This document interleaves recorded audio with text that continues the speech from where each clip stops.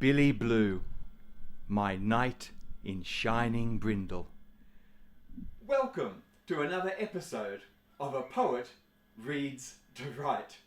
Today I would like to take part in a book tag called Counting Down the Days, Books I'm Excited About.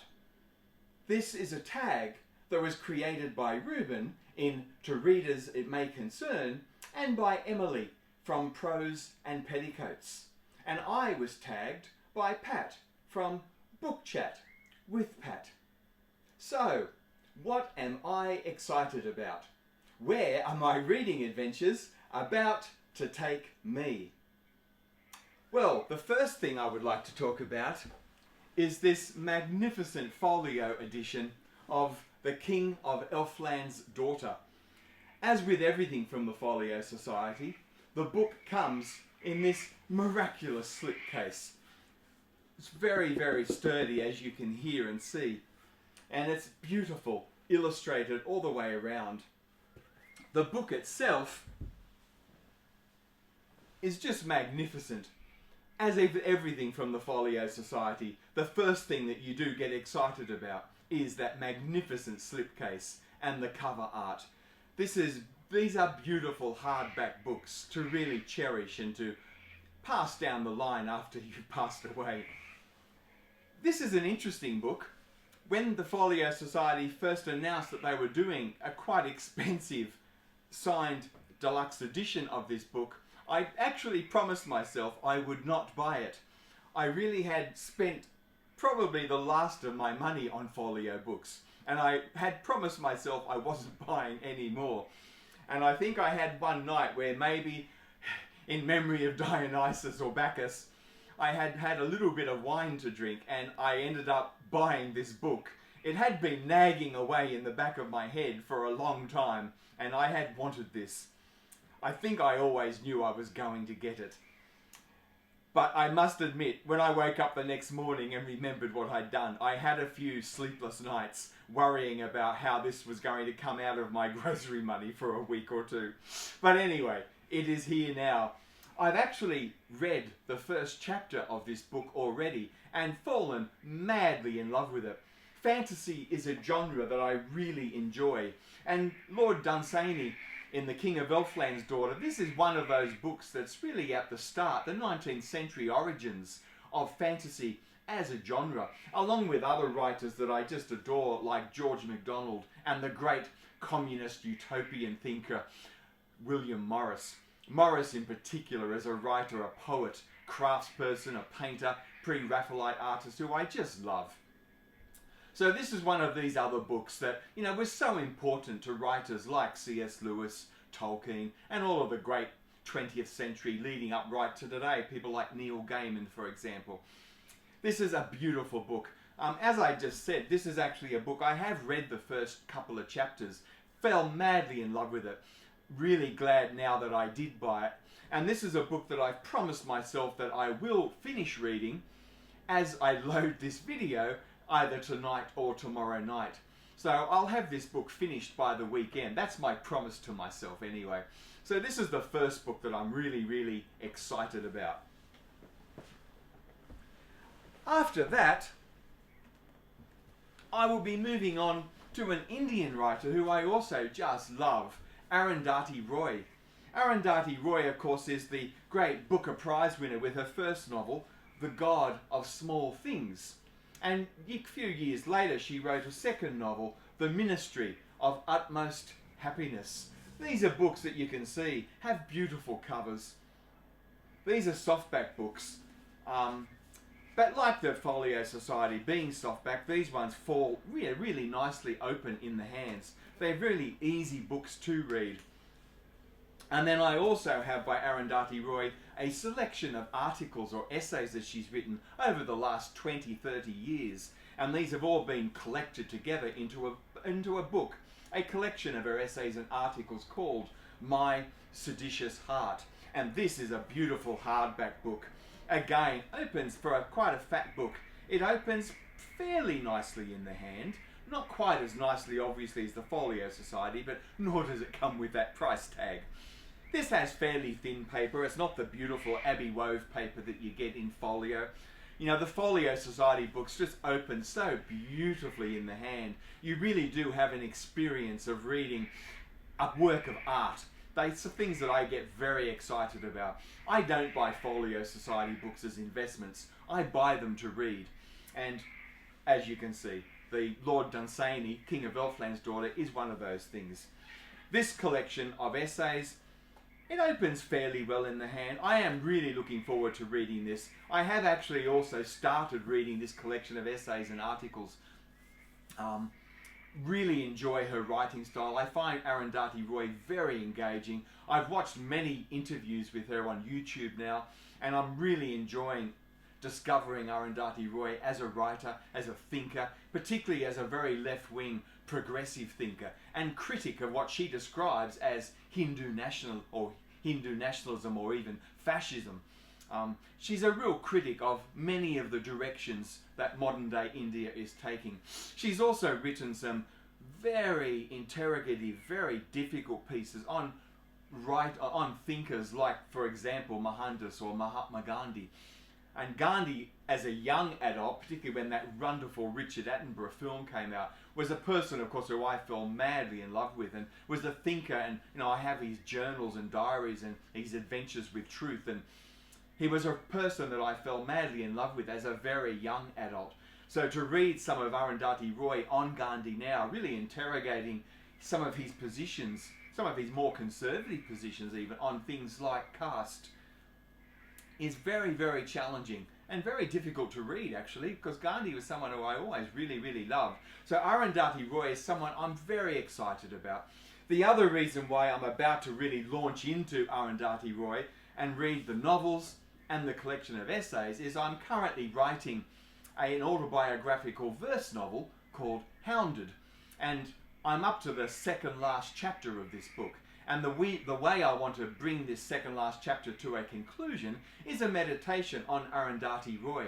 So I'm going to start off by looking at probably some of the essays, then look at the two novels, and then come back and finish with some work by this collection of essays called My Seditious Heart. So Arundhati Roy is just one of those people whose ideas, the progressive politics, that real interrogation from a very left-wing progressive point of view. I'm really excited to have this in my immediate future.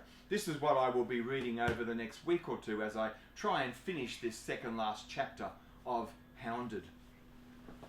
When I get onto the final chapter of Hounded, chapter 7, or I'm calling it an autobiographical verse novel in 7 movements, which is a little bit la-di-da, isn't it? But anyway, 7 movements or 7 chapters. So my second last chapter I will bring to a conclusion with a discussion and a meditation on Arundhati Roy. When I move into my very last chapter, Hounded is informed very much by a confessional poetic, and much of it is very, very traumatic. It's dealing with things from my past that are quite traumatizing. I have a history of depression, anxiety, and post-traumatic stress disorder. And so Hounded is a book that is dealing with all of these sorts of things. And in chapter 1 of Hounded, I dealt with the deaths, the passing of my 2 brothers and the immediate impact that had on me. My 2 brothers passed away in accidents that I was present at. And one of my brothers in particular passed away literally in my lap. So my book Hounded starts with a meditation of these things. And so what I'm trying to do with Hounded in a cyclical way is to end where I started. So my final chapter is going to be divided into 2 parts. The first part of my final chapter will be on death and bereavement, and the final part of my last chapter will be on quest. So when I begin this last chapter, I'm going to begin with a meditation on, again, a beautiful folio edition of Howard Carter's diaries and memoir of his time in Egypt in the beginning of the 20th century, before World War I, leading to the discovery of the Tutunkhamun tomb. This was a tomb that we sort of knew about. You know, Tutunkhamun's father, or the pharaoh who came before him at least, was Akhenaten, and of course with his queen consort Nefertiti. And they had this big schism with the priests from Thebes. There was a real grab for power, and the priests had become so powerful in that late Bronze Age Egypt that they were actually rivaling the pharaohs for power.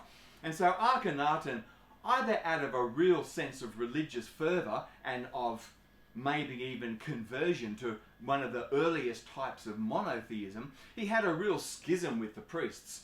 Whether it was to do with actual conversion and belief in monotheism, or whether it was just part of this grab for power, this political foregoing between him and the priests, we're not really sure.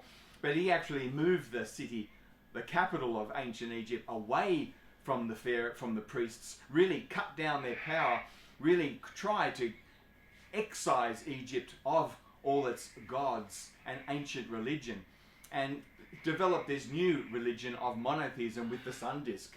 And we knew that these tombs of Akhenaten, Nefertiti, Tutunkhamun, the pharaoh who came after them, we knew that they were there somewhere, and we were excited because there weren't any relics in museums and things around the world from tomb robbers. So we knew that these tombs were probably somewhere out there and undiscovered.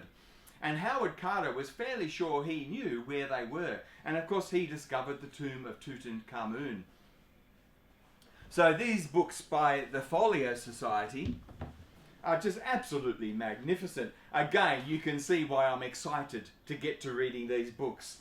The covers, the buckram covers, the covers are just magnificent.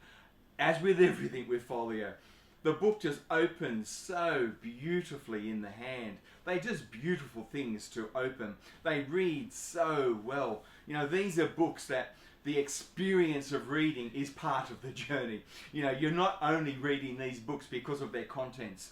You do want to spend time with this work of art. And you can see the incredible cover design on this, the winged god. You could see also the cartouche, of course, on the slipcase. This beautiful solid slipcase with the cartouche bearing Tutunkhamun's name. And then these books, along with the actual memoirs or diaries of Howard Carter in almost like a facsimile edition by the Folio Society, these books also come with this incredibly luxurious collection of full colour photographs from the actual tomb, from the things that were discovered inside the tomb. And these are just it's just the most magnificent book. I'm really looking forward to spending time with this. I've of course spent a lot of time already looking through the photographs and the pictures in this accompanying volume 2, if you like, of the 2-volume set. But I haven't started reading yet actual Howard Carter's memoirs and diaries of that experience leading up in 22 or 23 of the actual discovery of the Tutunkhamun tomb. So I'm really, really excited about discovering this book and working out again, you know, ancient Egypt, of course, if you want to write a meditation on death and what happens to the body after death, you can't go wrong, can you, by looking at something from ancient Egypt. I'm also going to look at the Aztecs and a few of these other, maybe even some Anglo-Saxon tombs and things of that nature as well. But a lot of this this chapter will begin, with an exploration of ancient Egypt, with that really conservative, pluralistic religious belief and what was happening after death. So we're doing that through this lens of Howard Carter. As I'm doing that, I want to bring in all sorts of different things. I love to skate over the surface of lots of different things, and as I'm doing this for my final chapter of Hounded, after I've looked at a bit of some of these ancient sources, the Aztecs, ancient Egypt, maybe some Anglo-Saxon, even some Viking stuff on tombs and burials and notions of what came afterwards, I'm also going to lighten everything up and bring in some fresh air, so I don't make everything too serious. Jonathan Stroud is an English fantasy writer who wrote the Bartimaeus sequence, which is a sequence I just love and I've read many times.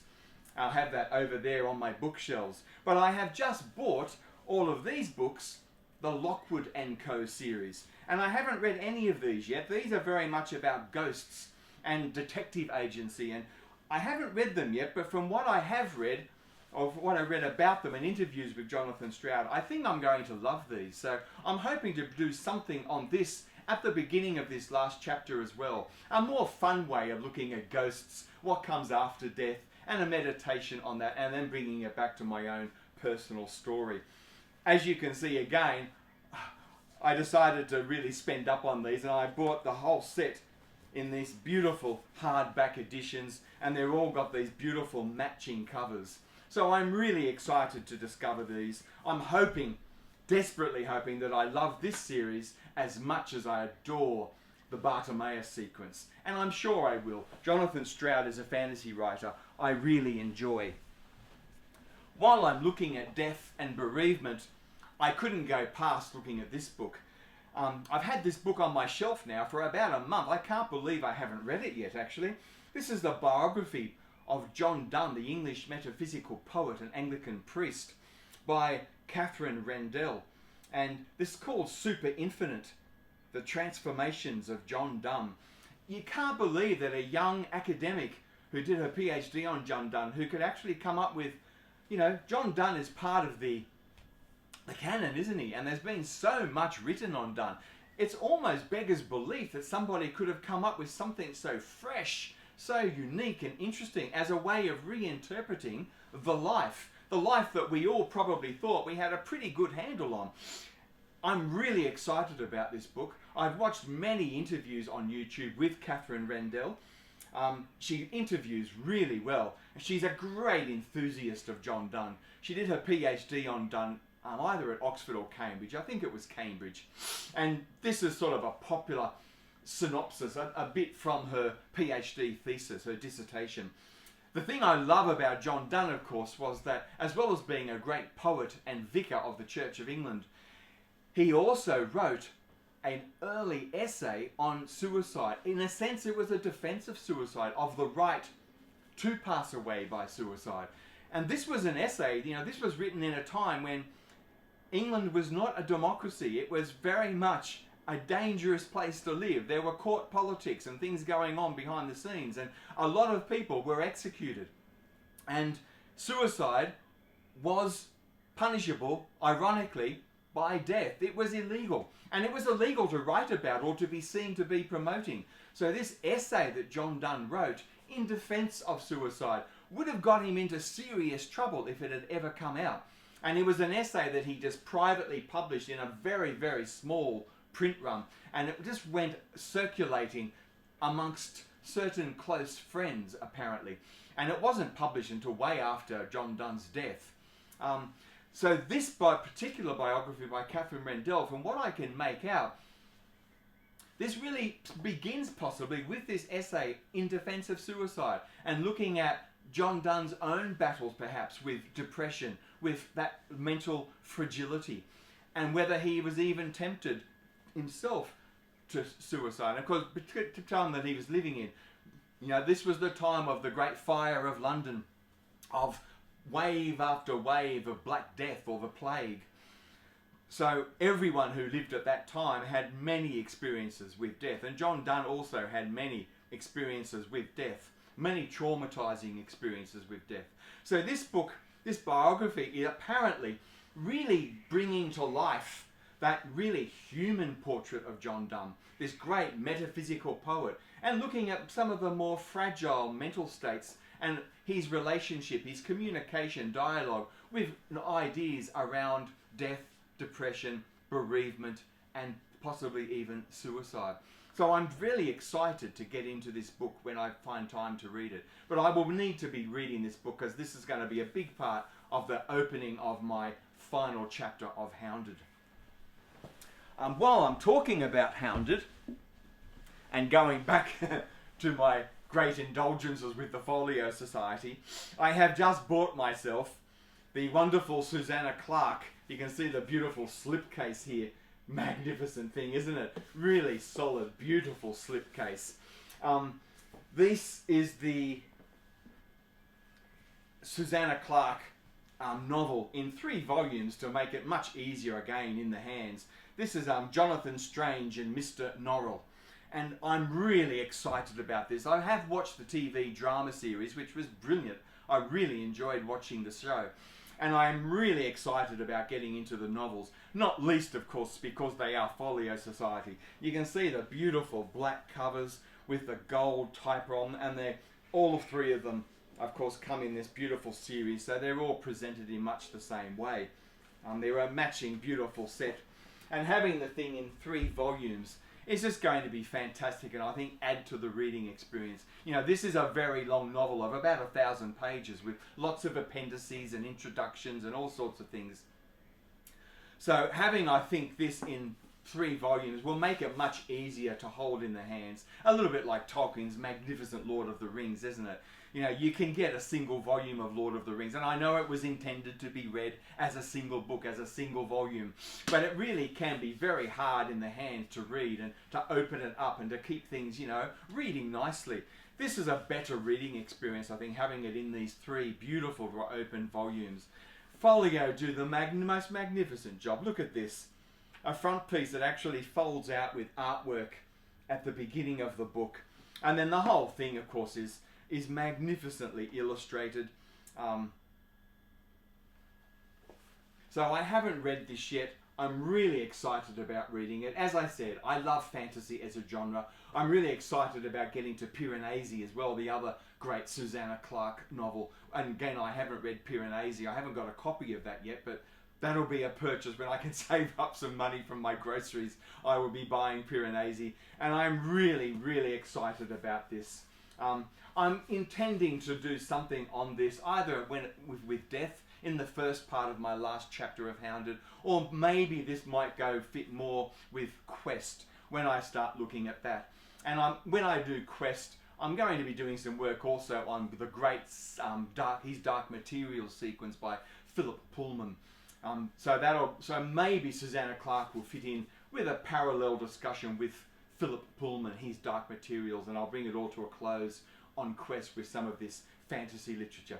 Because Hounded, as well as being an autobiographical version of things that I've done and seen, it is also, of course, you know, I'm a reader and a writer.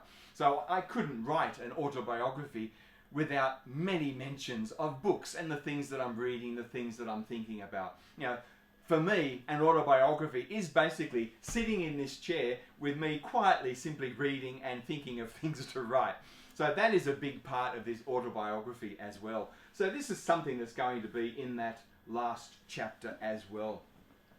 I've decided, I'm hoping at least, I have decided that the first novel that I'm writing, Hounded, is going to conclude right at the very end with a meditation on Lee Krasner, an American Jewish abstract expressionist painter, and Mark Rothko, another great painter who I just love. So I'm going to bring Hounded to a conclusion with a meditation on these 2 great writers. Where do they fit into Quest? Well, of course, both of them were European immigrants coming out of that terrible World War II experience, and they ended up in America. And even though both of them were very much abstract arts, very much contemplative artists in many ways, but there was this real sense of Quest, not only in their literal biographies, but also in the great art that they took you on. And they were interested in really challenging the mind to reach out to new ways of experiencing, of being in the world. So I'm very excited in particular to read this book. This is a book that I have finally tracked down. I wanted to read this for ages. It's a biography of a lot of women from that abstract expressionist movement. Not only Lee Krasner, but Lee Krasner is a large part of this. You can see this is a pretty fat book, but I'm really excited. You know, it's all illustrated. Being a softback book, it opens really nicely in the hands, despite the fact that it is a very big book. So it will be a good reading experience. Mary Gabriel, 9th Street Women. So this will be the beginning of my work on Lee Krasner. Some other things with Lee Krasner that I've recently just bought so that I can bring Hounded to a close is this wonderful biography by Gail Levin, and another book called Lee and Me. This is sort of an intimate portrait by Ruth Appelhoff, again on Lee Krasner. And then I've got one lovely monograph here of full reproduct images of many of Lee Krasner's abstract expressionist painting. So I can't wait to get into this. She's a Jewish-American painter who I've always loved, overshadowed unfairly by Jackson Pollock, her partner. I probably love Jackson Pollock, you know, Jack the Dripper, as he was called. But to be honest, I think I've always actually preferred Lee Krasner. I haven't travelled outside of Australia, so I haven't had the opportunity to see many Rothkos or Krasners in person. But I was lucky enough at one stage at the National Gallery in Canberra of Australia. They had 2 or 3 great oil paintings by Lee Krasner, and they just blew me away. And I've spent a lot of time in the National Gallery of Australia really looking particularly at these Lee Krasner paintings, and I just love them. So there's going to be an absolute joy to bring Hounded to a conclusion with Rothko and Krasner, and in particular look at what they might possibly tell me about quest, about death, about bereavement, and bring some of the great concerns of this verse novel to a close. So these are things that I'm excited about. Now, for complete fun, although this will probably also fit into my last chapter in Hounded. For me, the great translations of the Iliad and the Odyssey have always been the great Robert Fagle's translations. He just has, for me, such a beautiful ear for the vernacular. I've always loved what he did with the Iliad and the Odyssey. So Robert Fagle's has been the translation of both books that I've always lived with. And I love Robert Fagle's, and I still do. But when I discovered that Emily Wilson was doing her own verse translations and was doing something really interesting, not replicating exactly the ancient Greek measures, but trying to somehow translate those ancient Greek measures and give a sense of those measures into English. And so apparently Emily Wilson has come up with a way of not only doing a verse translation of the Iliad and the Odyssey, but also really looking at measures. So these are not written in free verse, and the measure that she's tried to build into the architecture of her translation of these great poems is really part of the whole text. So I'm really excited to be reading these and to see what Emily Wilson has done with these texts. Of course, with my final chapter, you know, the first part of my final chapter is death and bereavement. So you can't get much better than ending that section on the Iliad, can you? You know, the rage of Achilles. It's just death after death after death. All of it brutal, bloodthirsty, almost literally turning people inside out. The rage of Achilles.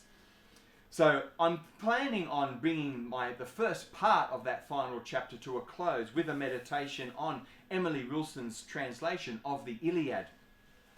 And then I'll start... So this will be my segue.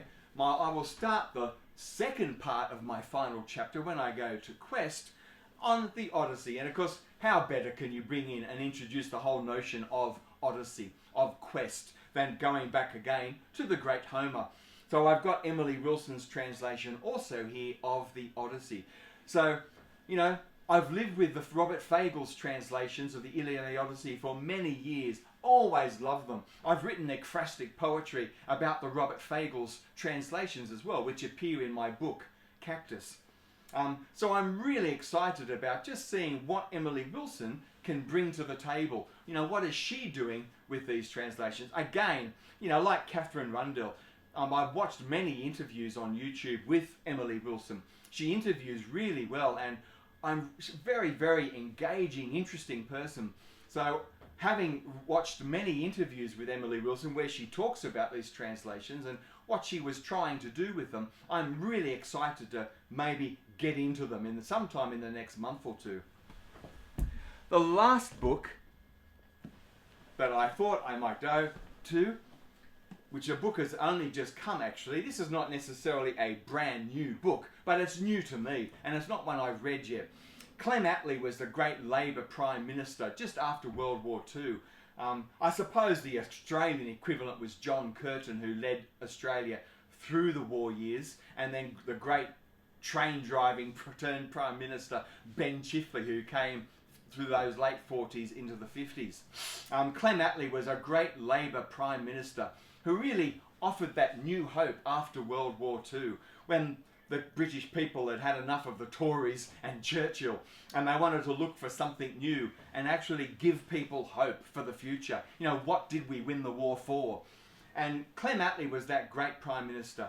I've also done a lot of reading. His older brother, Tom Attlee, was a really great Christian socialist in his own right. Spent a lot of time working with working lads clubs in the north of England and also in the East End of London.